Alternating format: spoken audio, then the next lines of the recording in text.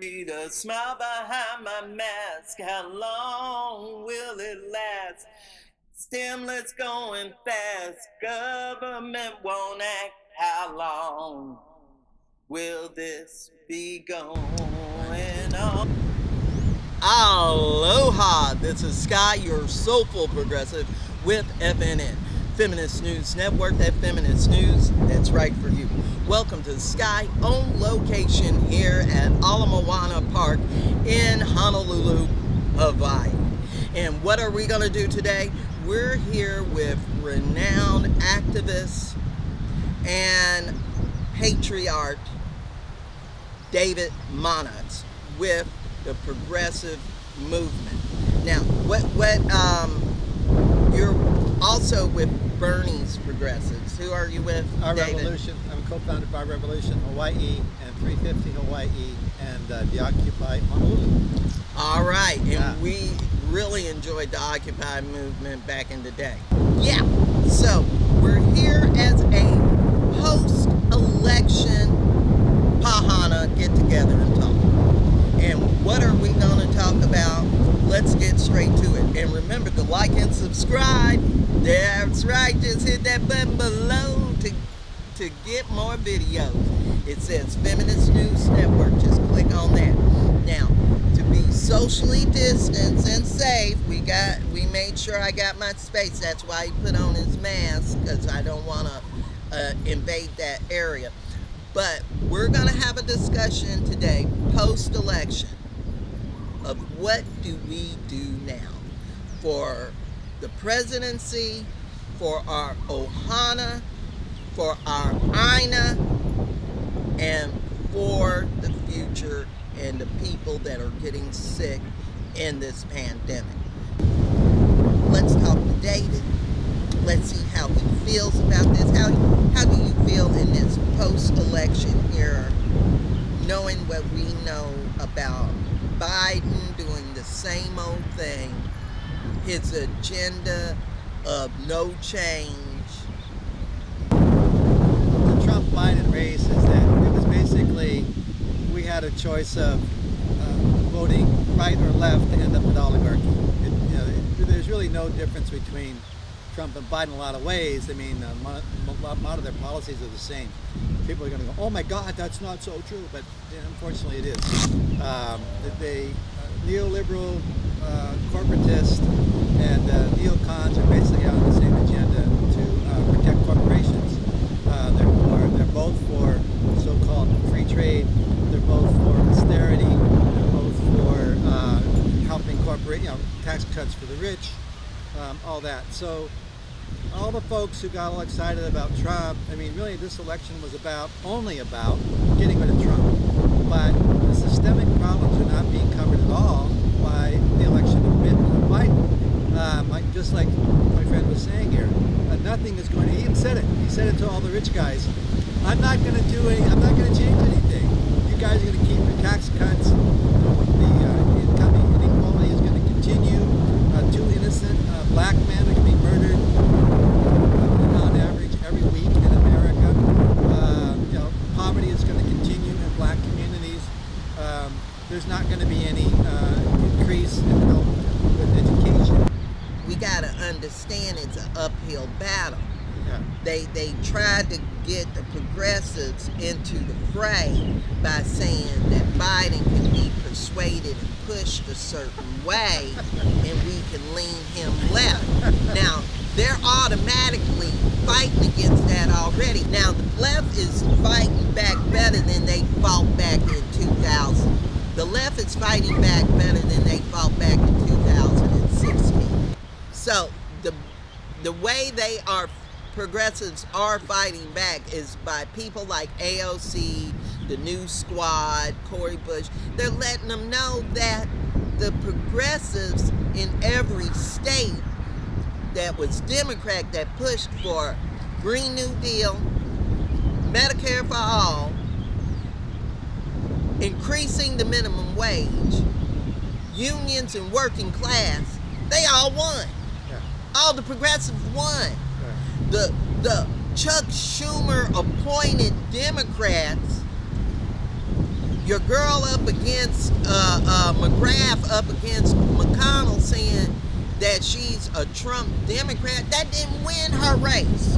Claiming you a Trump Democrat don't win a race. Well, the young people, they're overwhelmingly progressive. So this is the future of the Democratic The young people are more aware of what is at stake for their future than their grown-ups are willing to accept. Yeah. Instead, they're doing that. Kid, be quiet. You don't know what you're talking about. Or she'll do the Dianne Feinstein. I've been in this business and so corrupt for so long until I don't know how to help people. 1% of the population owns like 90% of the wealth of the country, and every year you make profit. 99. What's important to realize is that the neoliberal corporate Democrats and the neocons are best buddies. They're friends. I mean, the Clintons were at Trump's wedding.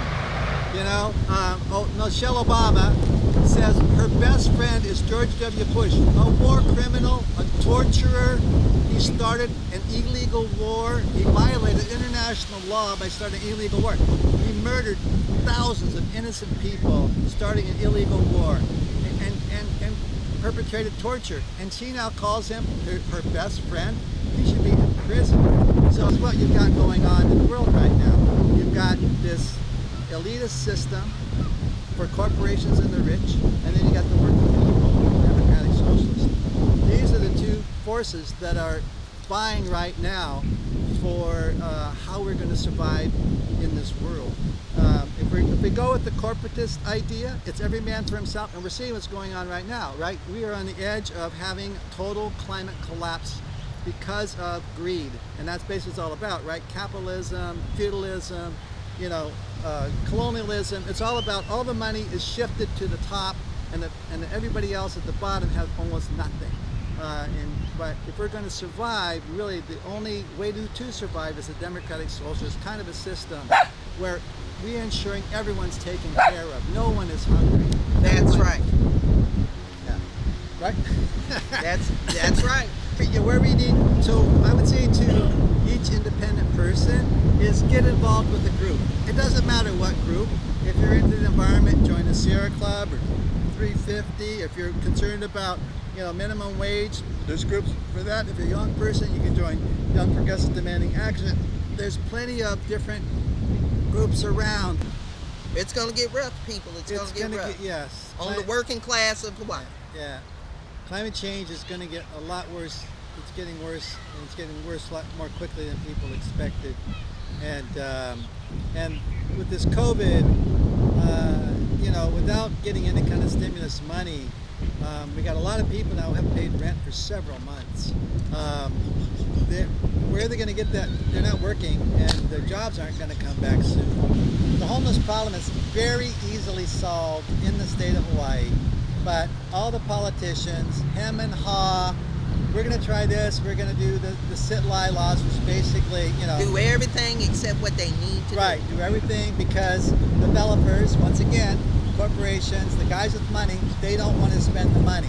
No people who are working for a low-income wage can afford the houses they're building out there. And what is the problem to that?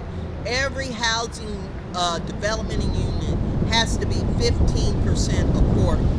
And you know what they call that? So if an apartment is $1 million, well, we got affordable $600,000, and 15% of those will be just for you. Now you dig up that money and hurry up. That ain't affordable. No, it's not affordable.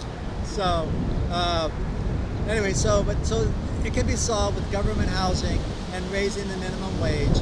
Now they give the argument that we can't afford, you know, the little businesses can't afford, and they'll go under, you know, because you raise every time they raised the minimum wage, everyone did better. Nobody went out of business. And the reason why the small business didn't go out of business is because their neighborhood had more money. They could come in and actually buy things. Because then they can afford to go to the mom and pop shop, Yeah. be discriminate about their spending, Yeah. besides going to the Targets and the Walmarts and the big box stores so they can buy China-made products, while in China they're having nets put up because they're working them so hard because Yeah. they ain't going to give you a job over here to make it. This Yeah. is when we used to have Georgia Pacific on Nimitz Highway and made our own toilet paper. Now we ship it in. Yeah.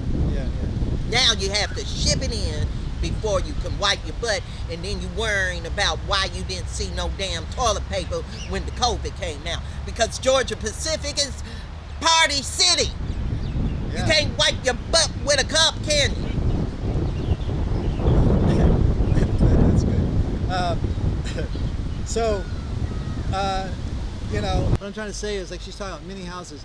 So, and then also we have a lot We need a of tiny house revolution Yeah. in Hawaii. Right. And this is the perfect place for development and building of that. So the guy has like multiple $1 million homes. He needs to pay higher taxes. They cut the taxes, by the way, on the rich here in Hawaii a few years back, and they have not. That was a bad move.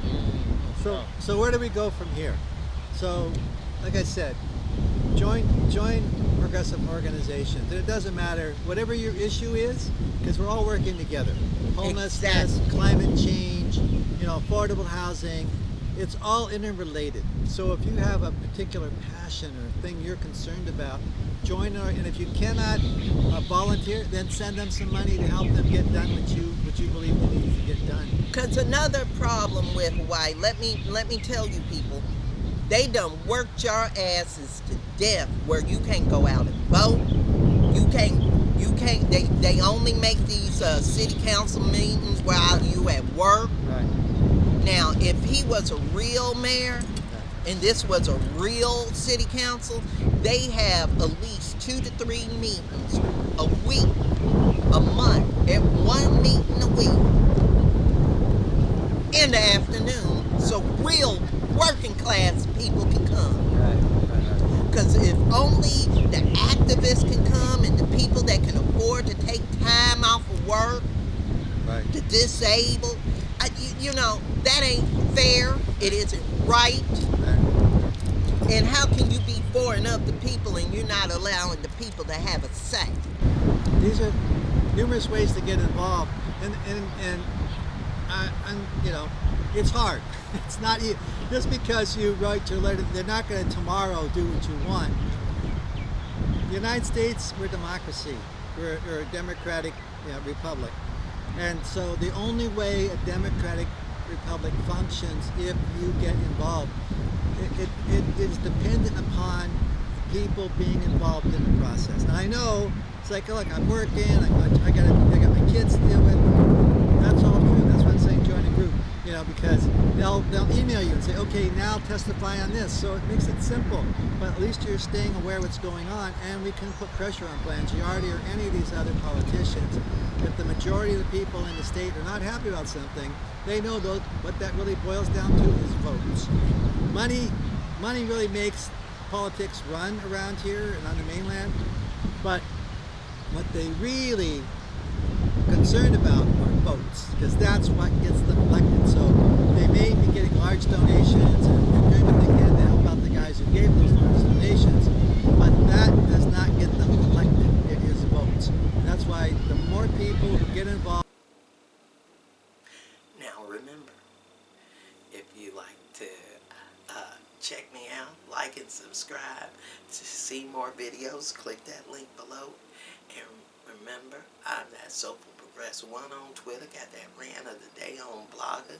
You want to contact me, hit me up at FeministNewsN@gmail.com. Join that news crew. Yeah, let's hear it for the news crew, because they be leaving the comments that are telling it. I hear you, Mocha Witch. Yeah, I hear all of you. Now, remember, if you want to donate, I got Venmo now, so just email me. But I want to say, thanks for watching. Thanks for joining.